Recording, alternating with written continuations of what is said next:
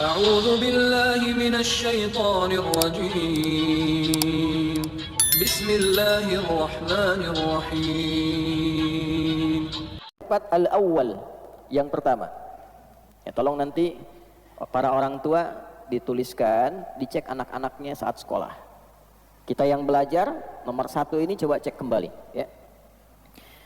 Al-awwal, yang pertama, an yutahhira qalbahu min kulli ghashyin wa danasin wa ghillin wa hasadin wa su'i aqidatin wa su'i khuluqin. An yutahhira qalbahu, hendaknya seorang penuntut ilmu itu memulai dengan menyucikan hatinya. Awas. Kalau membersihkan yang luar itu disebut dengan nadhafah. Nadhafa yunadhifu, membersihkan yang luar. Misal, cuci baju ini supaya bersih. Setelah dicuci bersih, hilang kotorannya, maka orang Arab mengatakan thawbuka nadhif, bajumu bersih. Tapi kalau kita ingin membersihkan yang di dalam, yang tidak tampak keluar, ya, tidak tampak keluar, itu katanya terambil dari kata taharah namanya. Jelas? Ada urid an utahhira qalbi, saya ingin membersihkan bagian hatiku, tak nampak keluar. Gak ada orang mengatakan unadhifa qalbi, maka artinya hatinya keluarin dulu, cuci di luar. Ya. Taharah itu membersihkan bagian dalamnya. Wudu, kenapa disifati dengan taharah? Karena wudu itu walaupun membasuh yang di luar, pada hakikatnya membersihkan fungsinya dari dalam. Ya, Anda kalau baca Quran surah kelima Al-Maidah di ayat yang ke-6, ya ayyuhalladzina amanu idza qumtum ilas salati faghsilu wujuhakum, terus sampai ke bawah tentang wudu, itu ujungnya disebutkan liyutahhirakum, untuk memberikan taharah pada dirimu. Jadi wudu yang benar itu bukan sekedar wajahnya dibasuh, tangan sampai siku, kotoran fisiknya keluar, bukan sekedar itu. Kalau Anda baca hadis Muslim, di hadis Muslim, Nabi menegaskan, bersamaan dengan Anda membasuh organ tubuh dalam wudu itu, dengan jatuhnya air membawa kotoran fisik, jatuh pula dosa-dosa keburukan yang melekat pada organ tubuh itu. Itulah wudu. Karena itu disebut juga dengan taharah, bima'nal husnu, sesuatu yang baik yang melahirkan ibadah. Jadi ketika membasuh wajah, bukan sekedar wajah yang dibasuh, fungsi yang melekat pada wajah ini berubah menjadi lebih baik, yang kotornya hilang. Di wajah kan ada mata, di wajah ada lisan, di wajah ada hidung. Jadi kalau orang wudunya benar, itu bukan sekedar raf'al hadathi, menghilangkan yang kotor di wajah, bukan, tapi juga raf'adz dzambi wadz-dzunubi, menghilangkan kotoran dosa, noda-noda yang tak tampak di lisan, di mata, di hidung. Jadi kalau orang wudunya benar itu, matanya nggak lihat maksiat lagi, ada cahaya di matanya. Lisannya nggak bicara yang kotor lagi, keluar kotorannya, ya, mengalir dengan kotoran fisiknya. Itu bahasa Nabi. Makanya selesai kita wudu, kita doa kan? Apa doanya? Asyhadu an la ilaha illallah wa asyhadu anna Muhammadan sallallahu alaihi wasallam. Kemudian Allahumma ja'alni minat tawabin waj'alni minal mutatahhirin waj'alni min ibadikas sholihin. Tauhid dulu untuk menunjukkan penjagaan iman kita, cara bertauhidnya seperti diajarkan Nabi, wudunya seperti diajarkan Nabi, lalu doa, Allahumma ja'alni, ya Allah jadikan aku dengan wudu ini minat tawabin, termasuk golongan orang taubat. Anda baru wudu, kenapa doanya taubat? Sampai situ gak? Karena hakikat wudu itu menghilangkan sesuatu yang kotor. Kotor secara fungsi, ini lisan kotor. Maka saat wudu taubat, bukan hanya membuang apa yang ada di mulut, kotoran fisik. Itu kotoran-kotoran non fisik keluar, taubat kita. Makanya ulama sambil mengajarkan, mempraktekkan hadis yang disampaikan Nabi, sambil mengajarkan saat kumur-kumur, ya Allah, jadikan lisan ini lisan yang baik, lisan sudkin fil awwalin wal akhirin. Di hati kita sampaikan itu. Minta. Wajahnya wajah yang baik, tangannya mengerjakan yang baik-baik. Kemarin saya sampaikan di Jakarta, kenapa di ayat Quran itu tangan disebutkan sampai ke siku. Wa aydiyakum ilal marafiq, wa aydiyakum, tanganmu sampai siku.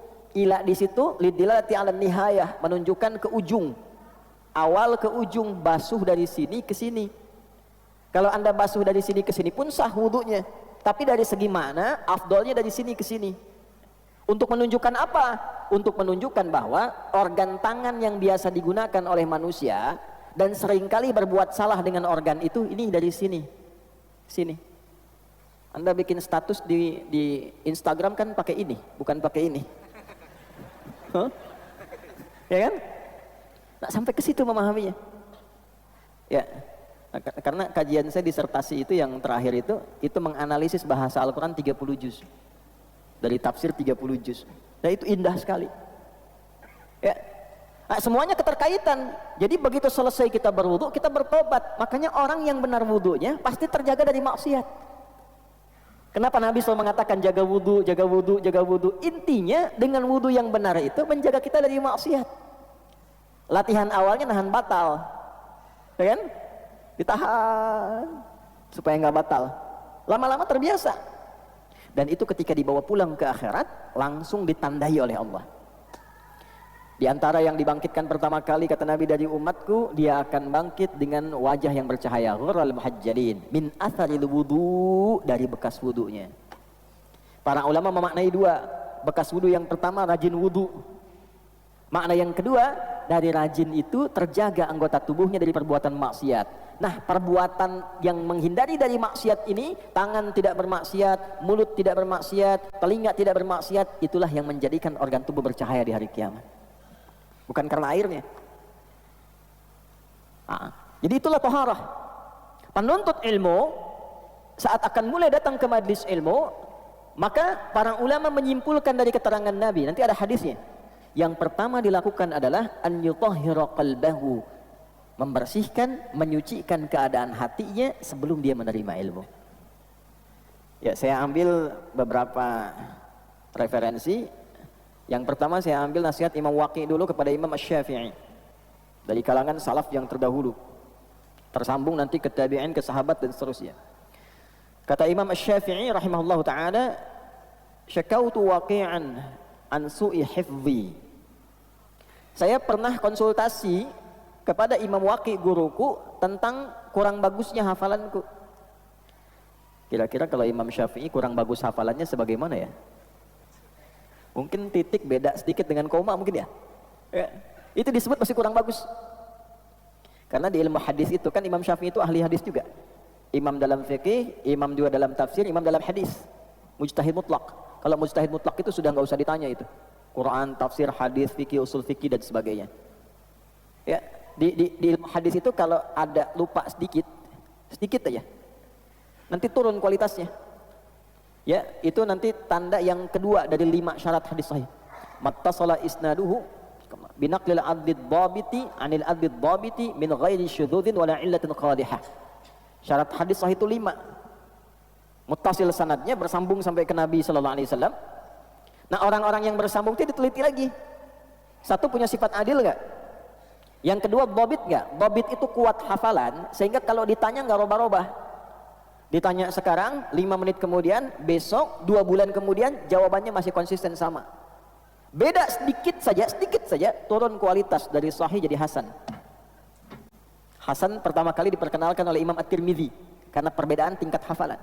Kata Imam Asy-Syafi'i, syakautu waqi'an, aku mengadukan kepada guruku Imam Waqi an su'i hifdhi, akan kurang bagusnya hafalanku. Fanasahani an atrukal ma'asi bima ma'na, maka beliau menasihati aku agar berusaha terus meninggalkan maksiat. Maksiat itu kan lawannya taat. Ya. Kalimatnya belum selesai. Faqala, maka beliau berkata, al-ilmu nurun wa nurullahi la yunzalu ilal 'asi.